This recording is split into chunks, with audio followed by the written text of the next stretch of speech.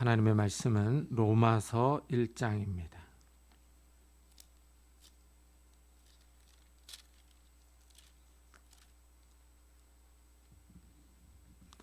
로마서 1장 8절부터 15절까지.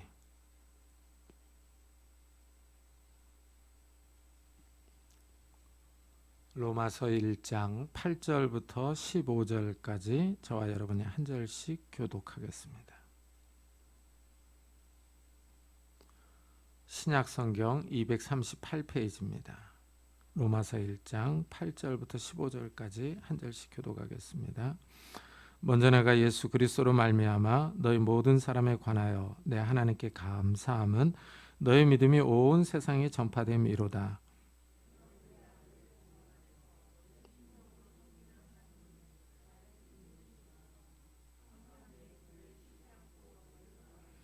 어떻게 하든지 이제 하나님의 뜻 안에서 너희에게로 나아갈 좋은 길 얻기를 구하노라.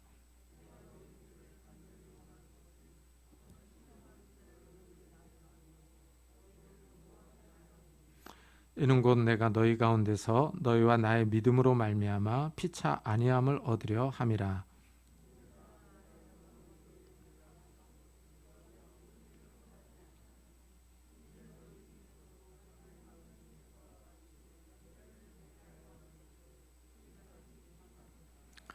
헬라인이나 야만인이나 지혜 있는 자나 어리석은 자에게 다 내가 빚진 자라. 그러므로 나는 할 수 있는 대로 로마에 있는 너희에게도 복음 전하기를 원하노라. 아멘. 오늘 말씀은 이 사도 바울이 로마 교회 방문하고자 하는 목적을 말해주고 있어요. 오늘 14절에 보면은 이 사도 바울이 헬라인이나 야만인이나 지혜 있는 자나 어리석은 자에게 다 내가 빚진 자라 그러죠. 이 빚을 졌다 그러죠. 이 빚을 지면은 갚아야 할 의무와 책임이 있는 겁니다. 지금 사도 바울은 자기 자신이 빚을 졌다 이렇게 얘기를 해요. 이거는 어떤 경제적인 빚을 의미하는 건 아니죠. 뭐 로마 교인들에게 돈을 꿔서 갚아야 된다 이런 내용은 아니죠. 지금요. 여기서 바울이 빚진 자다라고 얘기를 했을 때는 이 복음의 빚을 졌다라고 얘기를 하는 거죠. 이 사도 바울은 원래 참 이 유대교에 아주 충성스러운 사람이었죠. 바리새인이고 아주 율법에 충실한 사람이었습니다. 아주 골수분자였는데 그래서 이 기독교를 아주 싫어했죠. 기독교를 아주 싫어했습니다. 예수님이 메시아다라는 주장에 동의하지 않았어요. 그래서 이 기독교인들만 보면 이 잡아다가 감옥에 가두고 박해하는데 앞장섰던 사람입니다. 그래서 이 사람이 이 다메섹에 이 기독교인들을 사로잡으려 가다가 이 길 도중에서 예수님을 만나죠. 하늘에서 밝은 빛이 비치더니 사울아 사울아 하는 음성을 듣습니다. 정말 놀라운 체험이었죠. 이 부활하신 예수님께서 직접 나타난 거였죠. 이 사울이 너무 당황해가지고 주여 누구십니까? 라고 물어보니까 나는 내가 핍박하는 예수다 하고 답변을 해주셨죠. 참 우리 주님께서는 이 자기를 핍박하고 박해하고 미워하는 사울에게 찾아오셔서 그를 품어주셨습니다. 그를 맞아주신 거예요. 죄인이었던 이 사울을 은혜를 베푸셔서 예수를 알게 하시고 하늘을 바라볼 수 있는 그런 영안을 밝혀주셨죠. 이것이 감사한 겁니다. 지금 바울은요. 자기가 그렇게 핍박하고 예수를 모욕하고 그 다음에 기독교인들을 미워했는데 이 주님께서는 자기를 불러주신 거죠. 구원의 자리로 불러주셨습니다. 하나님 나라로 그를 인도해 주신 거예요. 여기에 대해서 빛을 졌다라고 얘기를 하는 겁니다.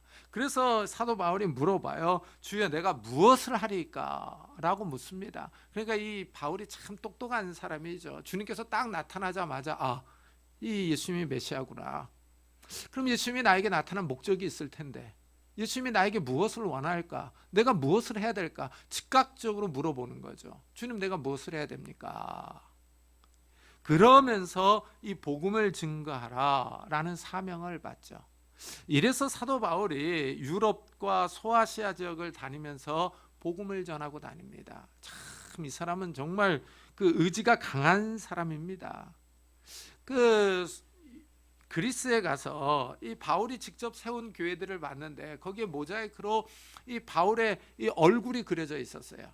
이게 관자놀이가 쏙 들어갔습니다. 약간 조롱박처럼 생겼어요. 얼굴이 약간 깁니다. 그런데 이 앞머리가 없어요.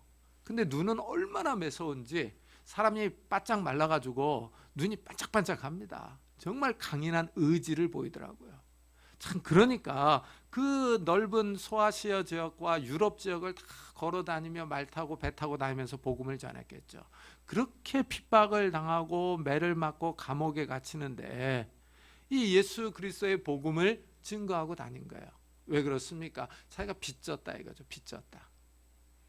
자기가 그렇게 예수 믿는 사람들을 박해하고 이 핍박했는데도 예수님께서 자기에게 찾아오셔서 자기를 구원하셨고 자기를 하나님의 종으로 사도로 부르셨다는 거죠. 그래서 빚을 졌기 때문에 복음을 전해야 된다라고 얘기를 하고 있는 겁니다. 이래서 로마에 가기를 원하는 거예요, 이 사람요. 그래서 15절 보세요. 그러므로 나는 할 수 있는 대로 로마에 있는 너희에게도 복음 전하기를 원하노라. 이렇게 얘기를 하고 있는 거예요. 이 사실 로마 교회는 이 사도 바울이 세운 교회는 아닙니다. 이 로마 교회 기원이 명확하지는 않아요. 그래서 이제 학자들이 추측하기를 이 오순절날 이제 이 로마에서 온 세계 각처에서 이제 오순절을 지키려고 절기를 지키려고 왔는데 오순절에 성령께서 임하셨거든요. 그때 로마에서 온 사람들이 은혜를 받고 돌아가서 세웠을 것이다라고 추정을 합니다. 그래서 이 로마에도 이제 예수 믿는 사람들이 생겼거든요. 이 소식을 바울이 들은 거죠. 이 로마 교회의 성도들의 믿음이 아주 좋다라는 소문을 들은 겁니다. 그래서 로마에 가서도 복음 전하기를 원하고 있는 거예요. 참 이 사도 바울이 열심을 품고서 이 로마에 가기를 간절히 원했습니다. 그러나 하나님께서 그를 막으십니다. 아직은 때가 되지 않은 거죠. 여기 한번 보세요. 13절에 보면은 형제들아 내가 여러 번 너에게 가고자 한 것을 너희가 모르기를 원하지 아니하노니. 그러죠? 참 여러 번 가려고 노력을 했지만 길이 막혔다라고 얘기를 하고 있습니다. 그러니까 이 바울이 품은 뜻이 있었던 거죠. 로마에 가서 참 이 믿음의 소문이 잘 들리니까 이분들에게 가서 이 하나님의 말씀을 이 복음의 진리를 바로 가르쳐 줘야겠다. 이런 열정들이 있었던 거죠. 그래서 여러 번 가려고 했습니다. 그러나 하나님께서 그를 막으시는 거죠. 아직은 그쪽 교회보다는 이 다른 쪽에 해야 될 일이 많기 때문이죠. 이래서 하나님께서 막아서 이때까지 가지 못했다라고 얘기를 하는, 이래서 편지를 먼저 써서 보내는 거예요. 이러면서 이 사도 바울이 이 로마 교회에 가기를 원하는 그런 목적들을 설명을 하고 있어요. 자, 이래서 10절에 보면은 어떻게 하든지 이제 하나님의 뜻 안에서 너희에게로 나아갈 좋은 길을 얻기를 구하노라 라고 얘기를 하고 있습니다. 참 근데 정말 하나님이 하시는 일이 신비롭습니다. 왜 신비롭냐면은 사도 바울이 그렇게 로마에 가기를 원했는데 계속 막으시더니 나중에는 이 사도 바울이 죄수의 신분으로 로마로 가죠. 참 그래서 사도행전 뒷부분을 읽어보면은 이 사도 바울이 유대인들에게 고소를 당하죠. 고소를 당하니까 어쩔 수가 없어서 사도 바울도 이 로마 시민권자니까 이 로마 황제에게 재판받기를 원한다 하면서 상소를 합니다. 이래서 사도 바울이 로마로 압송되죠. 참 신기한 거는 하나님께 그렇게 로마로 가기를 기도하고 좋은 길 얻기를 원한다 하면서 기도를 했지만은 하나님께서 그를 가게 하긴 하시는데 죄수의 신분으로 가게 해요. 참 신비롭죠. 죄수로 가서 좋은 점은 뭐냐면은 교통비가 안 든 거죠. 교통비가 안 든 겁니다. 나쁜 점은 자유가 없는 거죠. 자유가 없는 겁니다. 그래서 로마에 도착했는데 또 재밌는 거는 일반 이 범죄자하고 다르잖아요. 어떤 정치범도 아니고 어떤 흉악범도 아니고 종교적인 문제로 사도 바울은 예수님이 부활했다. 유대인들은 아니다. 이걸 갖고 지금 고소를 한 거거든요. 아주 특이한 케이스죠. 그러니까 이제 특별 대우를 해줍니다. 감옥에 있지 않고 따로 방을 얻어서 자유롭게 살게 해줘요. 그리고 오는 친구들, 손님들도 다 맞이하게 해줍니다. 그래서 로마의 죄수로 가긴 갔지만 또 거기서 이 방을 얻어서 오는 손님들을 맞이하면서, 자기가 갈 수는 없지만 오는 손님들을 맞이하면서 복음을 전해요. 참 신기하지 않습니까? 하나님이 하시는 일이. 참 이래서 이 사도행전 뒷부분을 읽어보면은 이 사도 바울이 로마에 가서도 복음을 전하는 이런 모습을 볼 수가 있어요. 정말 이 자기가 원했던 그런 일들이 다 이루어집니다. 근데 하나님께서 그 길을 인도하시는 방법이 참 신기하다라고 말씀드릴 수 있죠. 이 사도 바울이 간절히 로마 교회를 가기를 원하는 거예요. 이 가려고 하는 이제 목적들이 있는 겁니다. 11절 한번 보세요. 내가 너희 보기를 간절히 원하는 것은 어떤 신령한 은사를 너에게 나누어 주어 너희를 견고하게 하려 함이니. 그러죠? 여기 보니까 어떤 신령한 은사를 나누어 주기를 원한다라고 얘기를 하죠. 이 성령께서 주시는 모든 은사들이 있습니다. 지혜의 말씀, 지식의 말씀, 예언과 방언과 방언 통역함과 봉사하는 것, 그리고 가르치는 것, 여러 가지 다양한 은사들이 있는 거예요. 이런 다양한 은사들과 또한 이 성령께서 주시는 은혜, 이 은혜를 갖다가 또 통틀어서 은사라고 얘기하기도 합니다. 그러니까 성령께서 주시는 은혜와 은사들이 있는 거예요. 이거를 나눠주기를 원하는 거죠. 근데 참 이 사도행전을 읽어보면은 이 사도들이 손을 얹어 기도하고 축복할 때 보면 성령께서 임하시는 모습을 볼 수가 있어요. 그래서 성령께서 임하셔서 은혜를 부어주시고 은사들을 부어주십니다. 이게 사도의 어떤 그 권세죠. 이게 능력이죠. 그래서 사도들이 이런 능력을 갖고 있습니다. 이래서 이 로마 교회에 가서 신령한 은사를 나눠주기를 원하는 거예요. 이 나눠주려고 하는 목적이 뭐냐 하는 거예요. 견고하게 하려 함이니. 이 표현이 상당히 의미가 있습니다. 흔들리지 않게 하기 위해서, 그들의 믿음을 잘 세워주기 위해서 은사를 나눠준다는 거예요. 근데 이 로마 교회는 사실 믿음이 좋은 교회거든요. 여기 보세요. 8절 하반절에도 보면은 내 하나님께 감사함은 너희 믿음이 온 세상에 전파됨이로다, 이렇게 얘기를 했어요. 그러니까 로마 교회의 믿음이 아주 좋습니다. 근데 이 믿음이 좋은 교회에 사도 바울이 가서 은사를 나눠줘서 더 견고하게 하려는 거예요. 그러니까 믿음이 좋아도 흔들릴 수 있다라는 것을 여기서 알 수가 있는 겁니다. 참 이게 사람이 약한 게 이런 데서 드러나는 거예요. 아무리 믿음이 좋아도 보면 사람이 흔들릴 수 있습니다. 참 육신을 입었기 때문에 그런 거예요. 육신을 입었기 때문에. 이래서 보면 우리가 아프거나 또는 경제적인 상황이 안 좋아지거나 이러면 믿음이 떨어집니다. 참 그 신기하죠. 그래서 제가 외국에서 살아보니까요. 외국에서 살아보니까 통장 잔고가 떨어지지 않습니까? 그럼 믿음도 떨어집니다. 그거 참 신기합니다. 통장 잔고가 올라가잖아요. 믿음도 올라가는 것 같아요. 그래서 이게 경제적인 상황에 이 우리의 믿음이 영향을 받는구나 하는 것들을 알겠더라고요. 정말 그렇습니다. 이 몸이 아프잖아요. 몸이 아프면은 자꾸 혼자 있게 되고, 그러면 부정적인 생각하게 되고, 외로우니까, 고독하니까, 그럼 자꾸 생각이 다운됩니다. 그럼 낙심하게 되죠. 하나님이 왜 내 기도를 들어주시지 않을까? 이런 게 쌓이면은 이제 깊은 침체에 들어가는 겁니다. 우리는 육신을 입고 있기 때문에 어쩔 수가 없어요. 이 세상에 사는 동안 우리의 믿음이 흔들리지 않아야겠죠. 견고히 서기를 원하는 거예요. 이래서 사도 바울이 그들에게 가서 신령한 은사를 나누어 주어 견고하게 세우려고 하는 겁니다. 우리가 요즘 그 역대기를 읽고 있는데, 그 역대기 읽을 때 솔로몬을 한번 잘 보세요.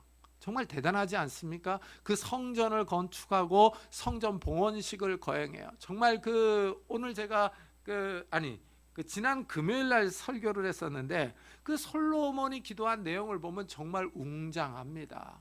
아주 길게 나와요. 아주 긴 기도문이 나옵니다. 그리고 이 기도를 마치니까 하늘에서 불이 떨어지고 성전에 하나님의 영광의 구름이 가득 차요.